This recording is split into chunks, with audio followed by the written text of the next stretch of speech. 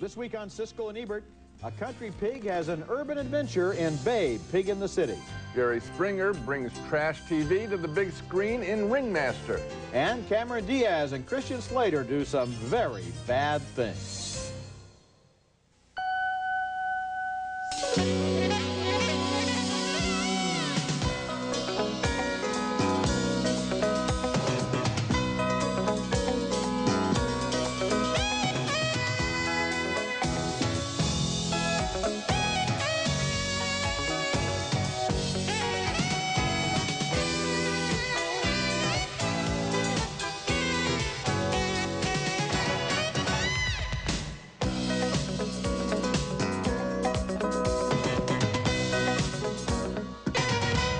Is about to lose the farm. We'll all be sent away. And there's no telling where we'll end up. Not every human is as kind as ours. But what can I do? Nothing. Babe, the sheep pig, returns in triumph to the farm, only to face an immediate emergency in Babe, Pig in the City. One of 5 new movies we'll be reviewing this week on Siskel and Ebert. I'm Gene Siskel of the Chicago Tribune. And I'm Roger Ebert of the Chicago Sun-Times. One rule that's rarely broken in the movie industry is the sequel is never as good as the original. Babe, Pig in the City breaks that rule. The first movie, wonderful as it was, and it was good enough to be nominated for a Best Picture Oscar, was like a dress rehearsal for this one, which is enchanting. In the new film, Farmer Hoggett is laid up after an accident, and Babe and Mrs. Hoggett go on the road to earn money. But they're stranded in the city, and just let yourself drink in the details of this cityscape, which audaciously incorporates landmarks from all over the world.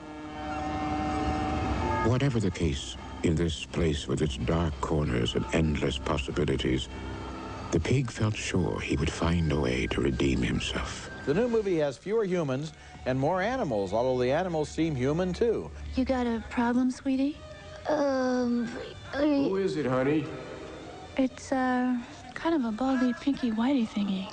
Show him in. A bull terrier wants to kill Babe until the pig saves him from drowning in one of the city's canals. Then he becomes the pig's loyal lieutenant. I'd like to offer up a solution that I feel confident you'll all respond to. Whatever the pig says, goes. What's amazing is the way special effects, animatronic models, and real animals are combined to get these stupendously convincing and amusing shots. If only there weren't so many of those cats. Will someone slap the dog? Watch it. Hey! Listen! Hey! The chief has something to say. Well, maybe cats and dogs could, you know, be nicer to each other. The movie is sophisticated with wicked wit and subtle social commentary, and it's colorful and delightful and funny, too. In no way is it just a children's film, but one of the most original films of the year and one of the best, too. Babe, Pig in the City was directed, co-written, and co-produced by George Miller, who has made an even better film than the original. I was startled how much I liked it. This is a magnificent, towering achievement. We're dazzled by it. You take any 5-10 minute section of this picture, and you think of the work that went into the construction, the physical construction, the wit of the writing, and the charm, of course, of Babe, which was so explicit in the first film and enchanting, is still in this picture, not dwarfed by the special effects. What I like about this movie is the story, the dialogue, and the characters all use the effects instead of being the victims of the effects, and every single shot in this movie is enchanting and delightful and magical in its own way. I sat there, I thought, it's too bad adults are going to stay away from this thinking it's some talking pig movie. Yeah, you can't get it all, possibly. It's so rich and wonderful, so you want to see it again. And I got an idea for George Miller for another sequel. Use the duck more. Make the duck, the duck is the second star in this film, that neurotic, I love him. Number 3 in the series, Ferdinand. Okay. Okay, next film. And our next film is Home Fries, an engaging romantic comedy starring Drew Barrymore as an expectant mother who works at a fast food restaurant called Burger-Matic. One night, while tending the drive-through lane, she hears some radio interference on her headphones. 2 brothers, well played by Luke Wilson and Jake Busey, have made a tragic attempt to frighten their cheating stepfather. Now they fear that Barrymore has learned through the headphones of their deadly deed. So they visit her at Burger-Matic to scope things out. Oh, these. You know, they are a real time saver. Saves a lot of running around. I bet you sometimes catch a little interference on them, huh? Shoot, you should have heard the cheddar last night. The more practical brother, played by Wilson, takes a job at the Burgermatic to see if he can find out what Barrymore knows. But eventually, and predictably, he falls in love with her. How come you never asked me why I need a Lamaze partner or about the father of my baby? Yesterday, I swear to God, it was a touchy subject, so I... Home Fries gets delightfully complicated as the identity of the father of the baby Barrymore is carrying is revealed to her new boyfriend. Still, he tries to make their unusual relationship work. I'm the stepbrother, and I'm also the father's stepson, so... But I'd like to be the father, to be. You can't be the father and the brother at the same time. That's the kind of thing that messes kids up. The power of this picture has to do first with its truly offbeat storyline, including the intense way the brothers attack their stepfather and the relaxed romance over a deep fryer between Barrymore and a fresh new face, Luke Wilson. Home Fries doesn't try to be a major motion picture, but it's an appealing one nonetheless. You know, I had an interesting history with this movie. I saw it at the Toronto Film Festival during the day when I'd seen several other pictures, and I didn't much like it at that time. I felt that the plot was like a broken field runner. They were constantly doing reverses and revelations and surprises and coincidences, and I was a little bit put off by it, but I thought, well, a couple of months have passed. I better see it again before reviewing it on the show. The second time, because I could dismiss the plot, I found myself looking at the characters, and I found myself particularly appealed to by Drew Barrymore and by Catherine O'Hara as this sweet, soft-talking, doting mother who is actually kind of a Ma Barker in disguise, who's manipulating her sons in order to scare her husband to death with a helicopter. And I liked the dialogue. I liked a lot of the wit. I found, by the end of the movie, I said to my amazement, I liked it this time. I really did, because the plot wasn't getting in my way. I think the word affectionate was built for this picture. That's the relationship I had. You know, that was kind of fun. Yeah, it was. Okay, coming up later, Christian Slater and Cameron Diaz cope with the aftermath of a bachelor party gone very wrong in Very Bad Things. We were very, very bad. Coming up next, the king of trash TV, Jerry Springer in Ringmaster. No, wait, hey. Just one look, that's all it takes. Switched from cable to DirecTV to get all the Broncos games from their new home in L.A. Got DirecTV for all the pay-per-view movies. Hasn't been to the video store since. Saw the digital picture and sound on DirecTV while shopping for a home theater system. Signed up on the spot. There are over 3 million others for whom all it took was just one look.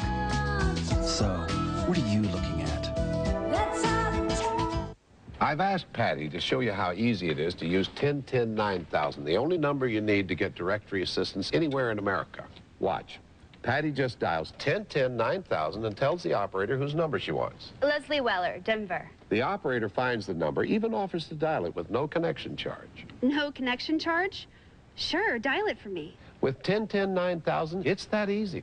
1010-9000, directory assistance for everyone in America.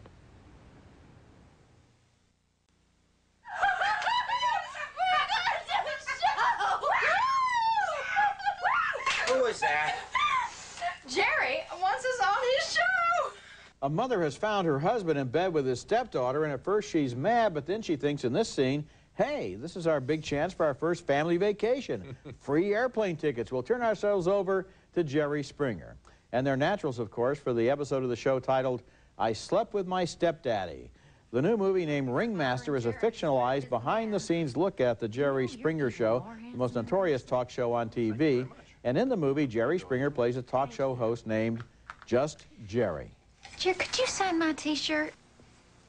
Sure. Want me to sign the back here? Oh, no. There's a decal back there. You better sign up front. Make it out to Connie. C-O-N-N-I-E.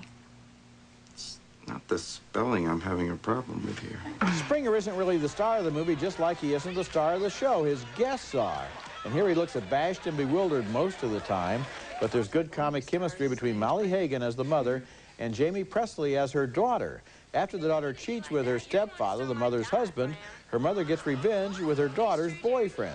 When my mother started having an affair with my fiance, she'd borrow my clothes and my diaphragm. That's now white people nasty. Another Coosum foursome are also headed for Jerry's show. They're played by Wendy Raquel Robinson, whose boyfriend, played by Michael J. White, has cheated with two of her best friends. Oh, where we going? How we gonna get there? We in the air. Oh, why you gonna stare? Turn around in your seat. Don't kick it, don't partner. Ringmaster is not a good movie. It doesn't have the kind of intelligence and insight you can see in material like The Larry Sanders Show, which is also about the making of a TV program. But it's a better movie than I expected because of the energy and accuracy of the various cheaters, and especially because of the chemistry between Molly Hagan and Jamie Presley as a mother and daughter who have never really had a chance to grow up together, or for that matter, at all. There are some laughs and some energy in the movie, even if Springer himself sometimes tries to almost hide from the camera. It's not a good film, but it's an interesting one. Yeah, I didn't think it was particularly interesting. I've never seen his show. Really? And I was, no, wasn't interested in this set of people. And here's one thing that he does in the film that sort of offended me, or my intelligence at least.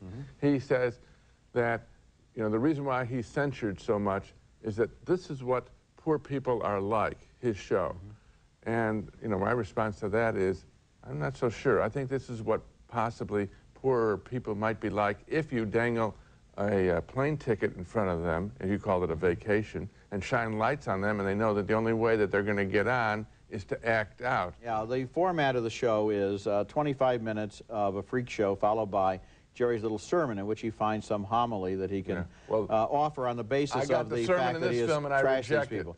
However, what he says in this movie is, in our society, rich people get to be humiliated in public, in the tabloids, and on the gossip shows, and what he's doing is just giving poor people an opportunity to be humiliated in the same way, and in a sense, he's right, because these people know exactly what they're getting into. There's nobody who goes on that show who can be described as an innocent victim, and it's simply goofy, silly, trashy, vulgar entertainment. The movie is bad because it doesn't tell me anything new about him. Coming up next, Cameron Diaz learns her fiancé is in big trouble in Very Bad Things. What have we done? What have we done? What did you do? I have been doing all of this by myself. I have done absolutely everything by myself, okay? Everything has been on my own, okay? I've been doing it all. I bet you didn't forget the bachelor party checks. Cameron Diaz is stressed out by her wedding plans and takes out her anxiety on her fiancé, played by Jon Favreau, in the new movie Very Bad Things, a thoroughly depressing black comedy about a bachelor party gone fatally wrong. Even though the bride warns her fiancé not to participate, he does go to Vegas with 4 friends, including a couple of quarreling brothers, who party with booze, drugs, and a prostitute who meets a violent death. And she isn't the only victim. The 5 take a vow of silence that isn't kept, and the grisly way they deal with the bodies will have you wishing for the wood chipper in Fargo. Christian Slater plays the mastermind to try to get them out of trouble. Have you done this before? The reality is, you take away the horror of the situation, take away the tragedy of the death, take away the moral and ethical implications of all that you've had conditioned and beaten into your head since grade 1, what are we left with? What? It's a 105-pound problem. Possibly writer-director Peter Berg's intention with this film was to make murder comic through overkill. But because his characters are so flat and empty, we are simply overwhelmed and numbed by the graphic violence. I was truly surprised by how underdeveloped the Cameron Diaz character was in Very Bad Things. Other than being a stickler for the type of chair she wants at her wedding, I can't think of anything distinctive about her. What a waste. Here you have one of the hottest actresses on the screen today. Why give her, and why did she accept, a nothing role? Well, she does have a big scene at the end where she pulls some of the many plot threads together, but I agree with you. This movie left me feeling sad and angry and depressed. And I thought there is nothing funny about this material. Furthermore, I didn't find the racial implications very pleasant either. A point is made that this group of bachelors includes several people who are Jewish, and that spins off some Jewish jokes, if you want to call them that, about body bags and body parts that I found thoroughly distasteful, especially since their victims are an Asian woman and a black man. I thought, what's that about? It seemed to me this is basically a serious drama, maybe, and would have been better there as a serious drama, and that by trying to force it into humor, it just made it obscene. It seems to be open season on Jews in the movies. They're rarely portrayed in any way other than in a comic way and in a derisive way, and so this is just adds to the list. Well, I didn't think that the blacks and the Asians came off very well either. In fact, nobody comes off well from this film. No. Okay. Especially the audience. Okay, next movie. Our next movie, named Savior, uses some fairly heavy-handed drama to show the redemption of a man whose life is consumed by revenge. The message of the movie is not subtle, but a lot of the acting is, especially a lead performance by Dennis Quaid, who, as the movie opens, is seen in a happy moment in Paris with his wife, Nastasia Kinski, and their child. Don't you believe in God? But you don't have to go to church to believe in God. God is everywhere. He's inside you, he's in me, he's in Mommy. Even in bad people. Seconds later, his happiness is ended by a terrorist bomb. Blaming Muslims, he walks into a mosque and kills everyone he sees as they kneel at prayer. And then he joins the French Foreign Legion and disappears. Some years later, he surfaces as a mercenary in Serbia. Not many Western men here for Serbs, you know. Most of them think we are the bad guys. It's good to have someone like you to see what's going on here. He encounters a young woman who has been raped by a soldier from the other side and disowned by her own family. She and her child face certain death, and the loner, against his principles, finds himself trying to help them. Why do you need to help me?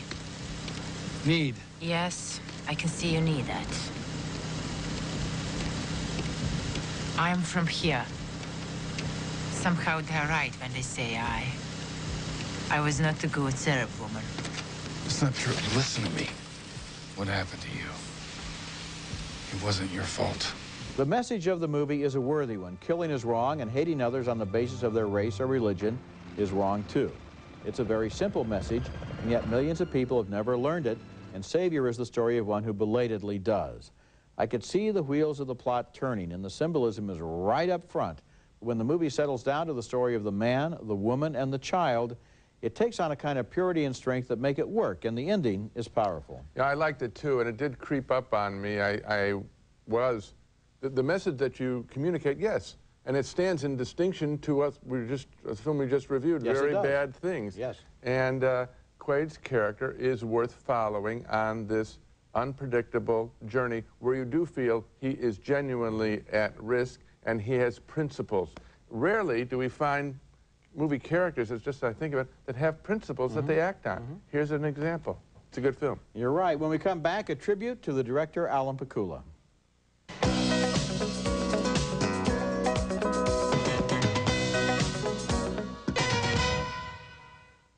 Weekends are for catching up with the life you missed during the week. That's why Sprint is creating a world where you can call anyone, anywhere, all weekend long. For just $25 a month. All Saturday, all Sunday. No limits. Introducing Sprint Unlimited Weekends. Come live in a world created around you. Call 1-800-PIN-DROP. Sprint. Ahead. When can you come home? I don't know. I miss you. I miss you too.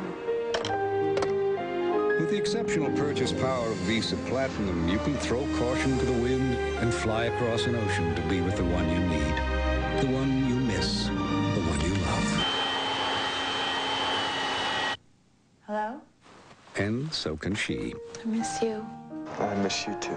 As often as it takes.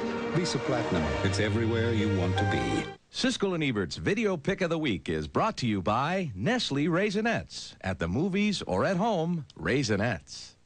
The director, Alan J. Pakula, died last week at the age of 70. He was preparing a film and seemed ready to make many more, and now we'll never see them.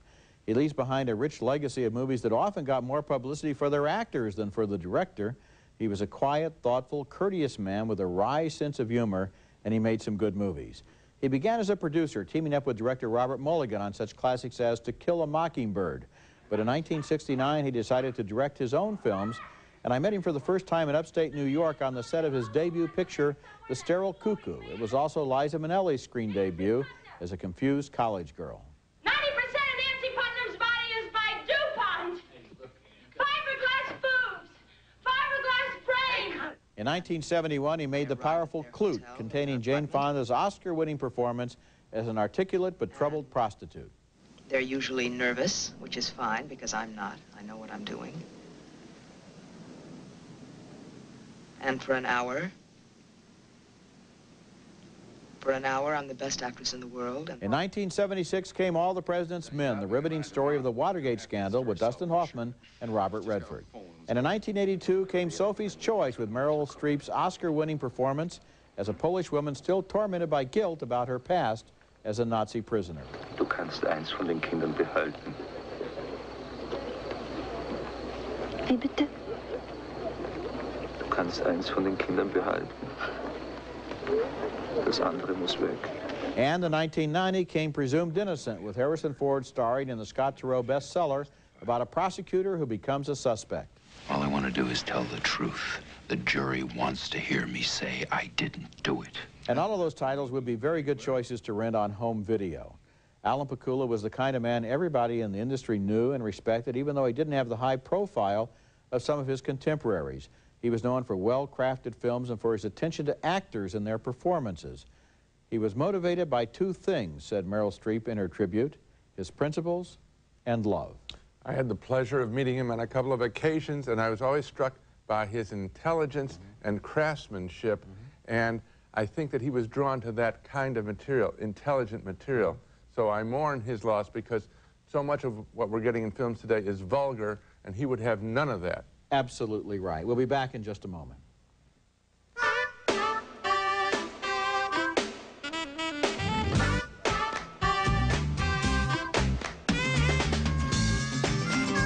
Turning good friends into better ones.